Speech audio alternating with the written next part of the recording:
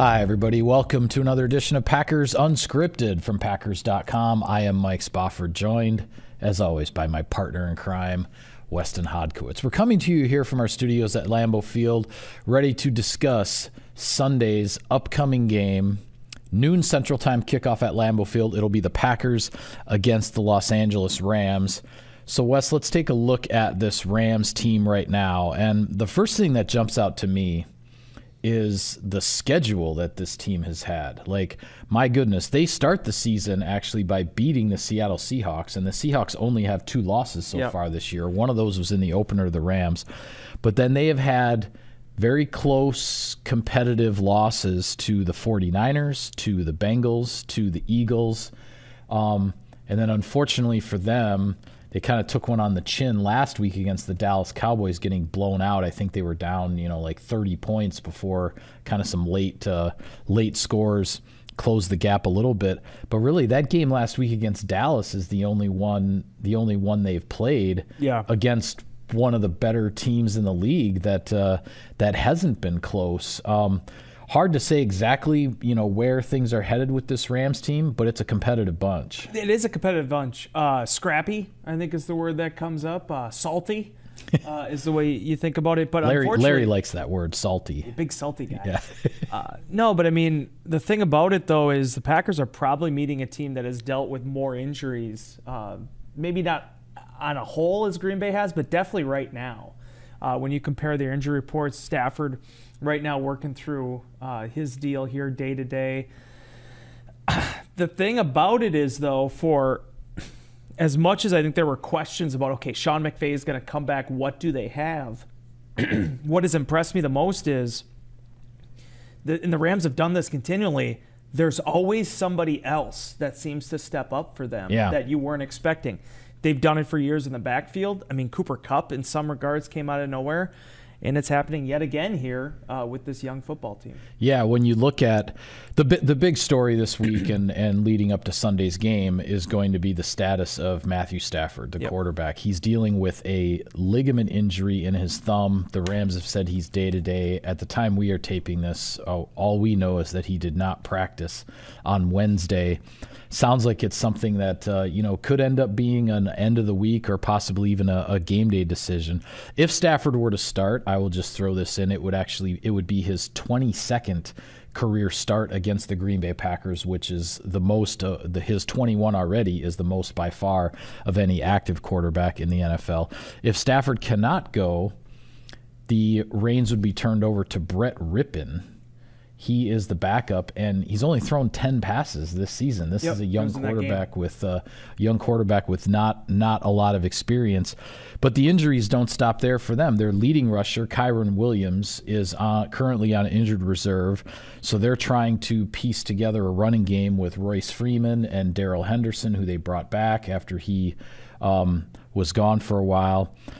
And then the big story in terms of their offense is that while Cooper Kupp was out and still recovering from a very long-term and difficult hamstring situation, lo and behold, a rookie 5th-round pick out of BYU named Puka Nacua has taken the NFL by storm in a lot of respects. Obviously, his name gets a lot of attention, but his numbers, Wes, 61 catches for 795 yards in 8 games. That puts him on pace for more than 120 catches, more than 1,600 yards as a rookie 5th-round pick in this league. This is a guy that teams have had a lot of trouble containing. Yeah, and I love the fact that Stafford's numbers are not good, like by any means, but the guy already has 2,000 passing yards on the season. Yeah. They are just slinging the football right now. But Nacua, the thing I love about it is, again, Les Snead, a guy that has had virtually no draft picks for, 5 years, the way that they've done things. They finally get a 5th-round pick here this year, and it's like, hey, we'll take probably what is right now the offensive rookie of the year. I was going to say, he's on his way to being the offensive rookie of the year in the NFL. But the exciting thing for the Rams, and unfortunately for the Packers, what they're going to have to contend with is Kupp has come back, and while we've seen how hamstring injuries can linger and hold guys back and aggravations, Kupp has come back and is already over 300 receiving yards as well in the year, averaging 15 yards a catch. Just a very explosive offense. I think Tyler Higbee is one of the more underrated tight ends in the league. He's not going to be a dude that's going to wow you. He's not going to be your best friend's favorite fantasy tight end, but another guy that helps move the sticks.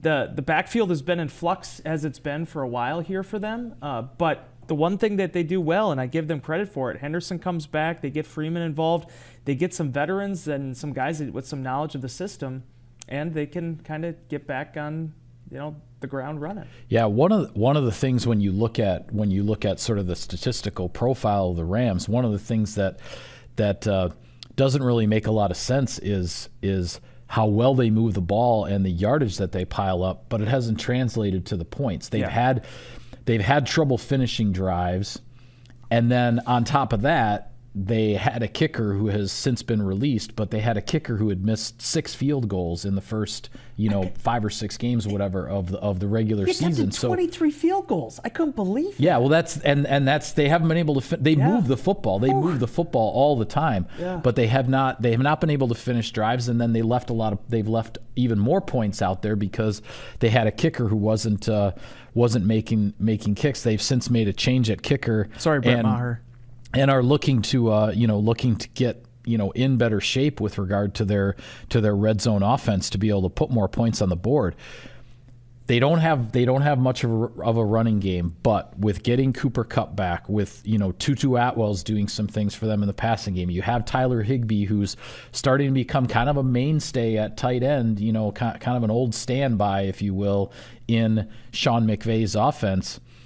This strikes me as an offense that is potentially ready to bust out, because of the way they've consistently moved the football this year.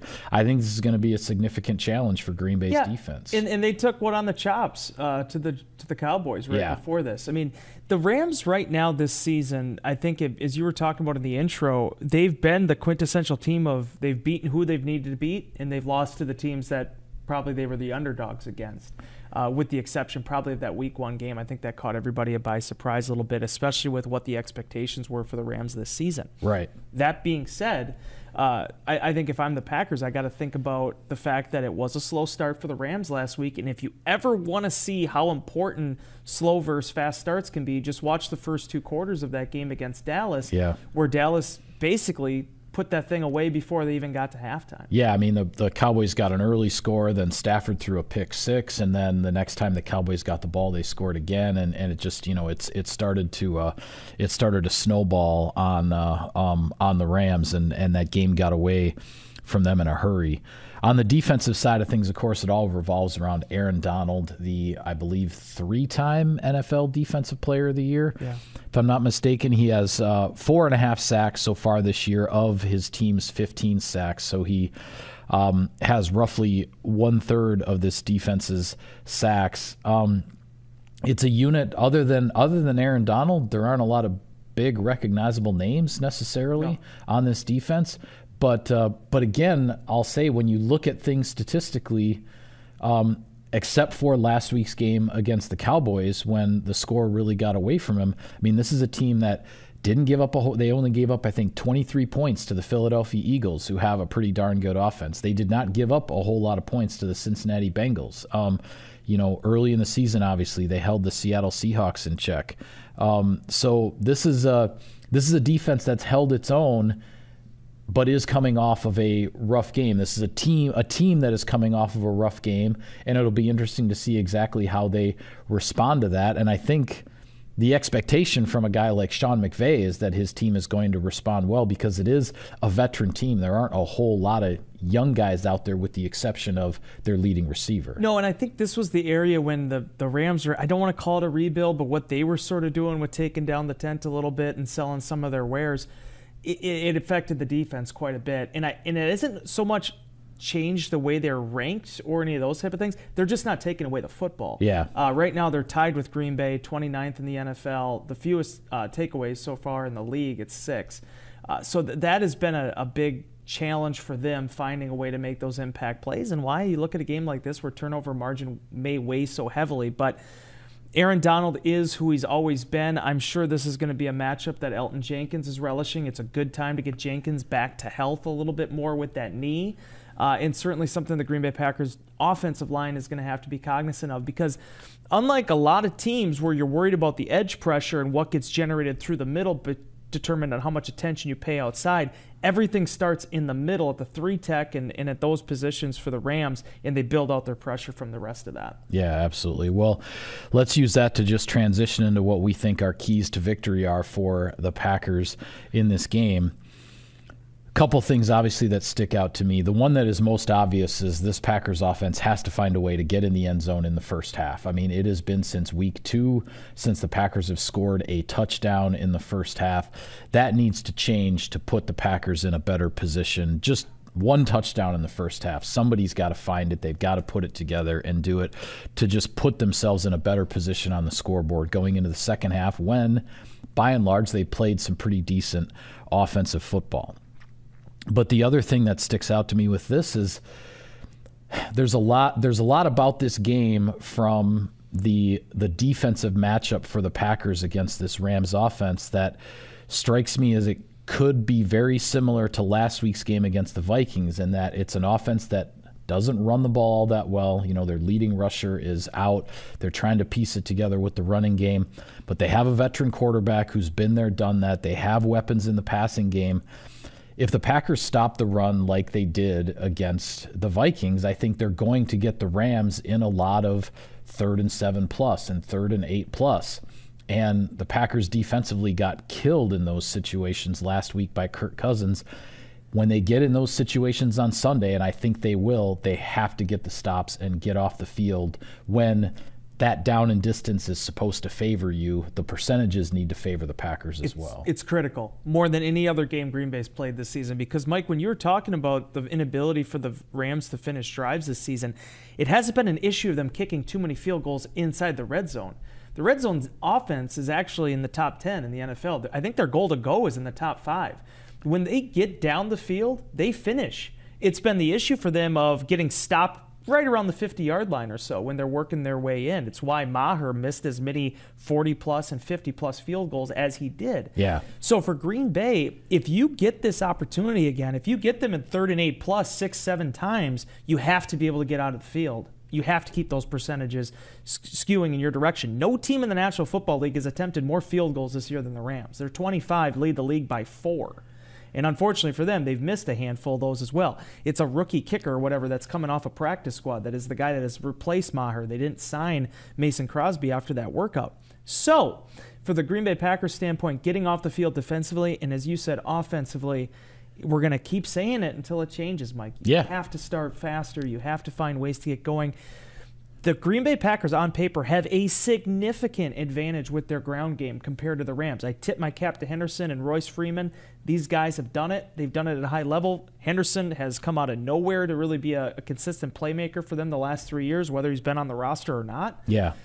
And you can't allow them to get their footing. The Packers have to be able to hold their ground like they did last week.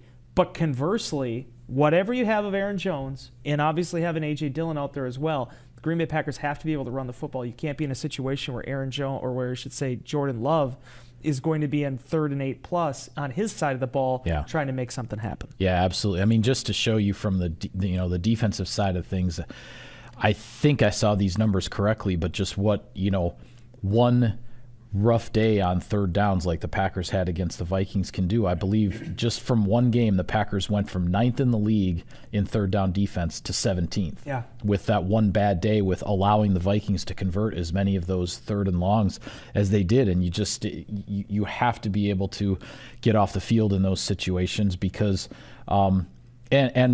yes, both of these teams have struggled to take the football away. I thought one of the key things we saw in last week's game against Minnesota, the opening drive of the second half, the Packers are down 10-3. The Vikings get the ball coming out of halftime, and right away on the first series, they're in 3rd and 9. Yeah. And then the Packers give it up. It's an explosive play. Suddenly the Vikings are out to the 50-yard line converting that early 3rd down, and then they end up finishing that drive with a touchdown. It's not even just that allowing that 3rd and 9 led to a touchdown, but allowing that 3rd and 9 flips the field. If you're not a defense that's going to be able to take the ball away on a consistent basis, then you have to win the field position battle, which means if you get them in 3rd and 9 back at their own 25-yard line, that's where you got to get the stop, because you don't know if that opportunity is going to come up again. And then even if it does, you stop them at the 50, they're going to punt you down to the 10.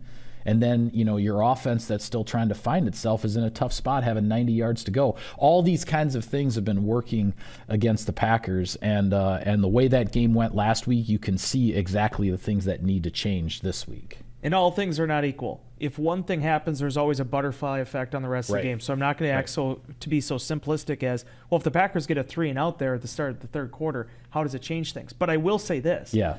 That 2-score lead, or at that point, I guess it was a 3-score lead that they ended up getting, that changed the complexion of the football game, because then and now it's 24-10 when the Packers finally scored, as opposed to 17-10. You don't know then how, if you get stopped, if you're kicking field goals, if you're doing that kind of thing. Right. It's when you start to get that advantage, especially against a team like the Vikings and Kirk Cousins, where they're going to use those odds in their favor. Green Bay can't allow that to happen. Yeah, absolutely. Well, we'll take care of a little sponsor business here, Wes. Sirius XM NFL Radio delivers hard-hitting analysis and up-to-the-minute NFL news that true football fanatics need 24/7, 365. And at Cousin Subs, we have something for everyone, like our Wisconsin cheese curds, mac and cheese, golden fries, and creamy shakes, all paired with your favorite sub or sub in a bowl. Cousin Subs, 50 years of better. All right, one story that I would encourage folks to check out on our website. It just went up on the website not long before we turned on the cameras here. We found out earlier this week, Wes, that the Packers' Salute to Service nominee for the 2023 season is running back Aaron Jones, and you wrote about it. You've written about Jones and his the military background and his family and all of that. So tell us what Aaron said when you told him in the locker room, hey, dude, you're the Salute to Service nominee. Yeah, it's an exciting moment there for Aaron Jones. Some people get to open up boxes. Some people just have me coming up to him being like, hey, can we talk about the Salute to Service nomination? But that being said, I'll tell you what, man, the guy's been a multiple-time Man of the Year nominee for them. He actually was nominated for the Salute to Service Award previously for Green Bay in 2018. A lot of great people involved in this organization. T-Bone, Tom Bakken, and the equipment staff has been up for it numerous times. Chris Gizzi, the Packers strength and conditioning coordinator, was the nominee 2 years ago, a former service member. Obviously, we know the story with him in September 11th and his attachment to the Green Bay Packers, an image that'll be forever associated with this franchise. Darren College, you've done stories on. Just to quickly surmise everything with Aaron, because I think it's very important. This guy comes from a military background. His parents, Virgis and Elvin Sr., both of them, 56 combined years of military service, retiring sergeant majors in the armed forces. And to be able to find ways to continually give back has been such a huge thing for him and Elvin Jr. with the A&A All the Way Foundation. Such a cool thing to see him get recognized for this again because of how much of a front-facing member of the organization he's been in the Salute to Service month. He's been the spokesperson for a number of the Packers' efforts the last few years. This year, even earlier this week, both him and Virgis both talked at the turnover there for the Huddle for Heroes events. 56 veterans all there. They're writing letters for service people, active duty service members. So many cool things associated with that. So it's so neat to see Aaron get that, recognition. So deserving. And honestly, I'm going to tell you right now, I'm actually really pushing. We always have these efforts and, pushing and, wanting to make sure that your guy wins. This is the year. I would love to see this be the year for Aaron because of everything that he does. And that's why I wanted to take this time out as you have this, the sponsorship business. This is the hot business over here. Okay. Just to remind fans, because now with the Salute to Service, you can vote. And the opportunity to vote your favorite nominee actually does help determine the 3 finalists, which will be decided on and voted upon and recognized at the NFL Honors in February. And to do that, just to go to NFL.com/salute fan vote. Now until November 30th, 1 vote per day is permitted per fans. I encourage people to go check out that link. There's a link in the story as well if you don't want to just go off of what I'm saying right now. You can check that out on Packers.com. But so excited for Aaron and an incredible thing and hopefully see him be able to get that. It's not just about, oh, he gets an award. It's, money that gets donated to different branches of the military in his name, and such a cool thing. I'd love to see him get recognized in that way. Yeah, and what is that website again? NFL.com//salute fan vote. Salute fan vote. NFL.com/salute fan vote. Yeah, cast your vote for Aaron Rodgers. It would be great to see him Aaron win Jones. that. I'm sorry. Yes, Aaron Jones. Sorry. Hey, we do the show live. The brain locked there for a second. My bad.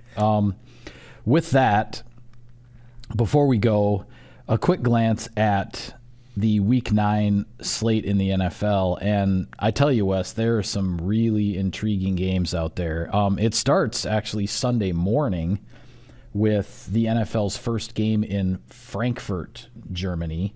Jawohl. The NFL has played in Germany in the past. I believe this is the first game in Frankfurt.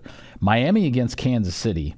That one certainly stands out. The other ones, I'll just read these off to you as the games that jumped out to me, and I'll let you talk about whichever ones you want to. Seattle at Baltimore, one of those NFC versus AFC matchups that's really intriguing with two teams that are off to darn good starts. Big-time matchup in the NFC East with Dallas at Philadelphia. And then on Sunday Night Football, which hopefully we'll get home in time maybe to catch the second half when we get all of our coverage of Packers-Rams done and on the site and put to bed for Sunday. Buffalo is at Cincinnati in prime time, and who knows, maybe we'll see former Packer Rasul Douglas on the field for Buffalo. Maybe not. I don't know if he's going to play for them right away. Yeah. But that's an interesting one too with the Bills against the Bengals, a playoff rematch from last year. With this one's in Cincinnati, but last year Cincinnati went into Buffalo and ended the Bills' season. So some really interesting games coming up here in Week 9 in the NFL. I love what's building too with this 2020 draft class, because you're getting these matchups now when like Josh Allen, taking on Joe Burrow again, and it almost kind of reminds you like the Jim Kelly, Dan Marino, games back in the AFC where every single one of them felt like they're really high stakes. Credit to Zach Taylor. I mean, I think everyone understood the Bengals were going to be good this year, but just having to deal with some early season adversity, both injury-wise with Burrow, but then also with the results on field, they've kind of rallied back. Bills have been kind of teetering on both sides of it, but have been really solid. Once again, always a team not to be trifled with. I am really excited to see what the Cowboys do against the Eagles, though. I think that's probably the marquee matchup for me this week, just from the standpoint of the Eagles are winning football games, and they find ways to win football games. Yep. And as we talked about earlier this week, Nick Sirianni just is always thinking one step ahead right now, and he has the talent and the ability to be able to maximize that. The Cowboys have to be feeling pretty good about themselves with the way that they handle the Rams, but they're still kind of looking for that signature win. And then, Mike, just let's say it. The Vikings have a pivotal game coming up against the Atlanta Falcons, a game in which, there's going to be backup quarterbacks, if you want to call them that. Right, two backup quarterbacks in that one with the Falcons, benching Desmond Ridder and turning to Taylor Heineke, who, of course, has plenty of experience in the NFL. And then the Vikings are turning to Jalen Hall with, I think the guy the Vikings want to go to in Kirk Cousins' absence is on injured reserve. They're waiting for Nick Mullins to get healthy to be able to take over that offense, but they have to go with Jalen Hall for now to try to get themselves above 500. Yeah, and Josh Dobbs getting brought in there to try to help that situation. This is a real pickle for the Vikings, because you're on this winning streak and you're feeling so good about yourself, and then you lose the guy that was pretty much the catalyst for all this. Yeah, you've won 4 of your last 5 after an 0-3 start, but now all of a sudden it's you're kind of back to square one because you lost your quarterback. And then Miami and Kansas City. Everybody's had that kind of. It's a weird thing because the Chiefs are kind of working through some stuff right now, but at the same time the Dolphins are kind of like in that Cowboys standpoint where they're still looking for a big marquee win, and certainly Kansas City would qualify as that if it would work out that way. Yeah, it just looks to me like, if this Kansas City Miami game could have, I think both of those teams are going to end up in the playoffs when this is all said and done, but the winner of that game, this game could have big implications in terms of playoff seeding down the line. Obviously Dallas and Philadelphia, if the Cowboys don't beat the Eagles are, really sitting in the catbird seat as far as the division. If the Cowboys want to have a realistic chance of taking that division from the Eagles, I think they have to go into Philadelphia and win this game at Lincoln Financial. And then, as I said, Buffalo and Cincinnati is a playoff rematch from last year. Cincinnati is seems to be finding itself. Buffalo still having some ups and downs, but again, another game that two teams that you think are going to have a pretty good chance of being in the playoffs, and this is one of those results that could have an impact on the seeding and the order of things come January. And the complete opposite of what happened for so many years right now at the AFC East, where it was always the Patriots, and then, okay, can anybody else make a wild card run here? Well, now you got Miami, who, again, its strength of victories this year is 283, but you're still winning football games. They're winning the games that they're supposed to win. And Buffalo, and then you have the Jets. They're going to be hosting the Chargers, who always feel like the Chargers are in prime time every week to me for whatever reason. Yeah, they got pegged for a lot of primetime games with Justin Herbert and Joey Bosa, Khalil Mack. Obviously, we'll be talking about them in a couple weeks here because they'll be coming into Lambeau Field, not for a primetime game. But you're right, the Chargers seem to be playing under the lights quite a bit this year. Yeah, and then the Jets. I mean, nobody's underdog at 4-2 or 4-3 right now. So yeah, a lot of interesting ball. Hopefully, the Green Bay Packers get back in the win column this weekend, and we could start talking about some NFC North outcomes again. But yeah, certainly for the NFL, big week this week with some absolutely. Matchups. Packers looking to end that 4-game losing streak, get back in the win column, and see if they can have something to build on. With that, we'll call it a wrap on this edition of Packers Unscripted. Be sure to follow all of our coverage of the team on Packers.com. We'll have all of the coverage of Sunday's game from Lambeau Field. Again, a noon Central Time kickoff, Packers and the Rams right here in Green Bay. For Wes, I am Mike. Thank you for tuning in, everybody. We will see you next time.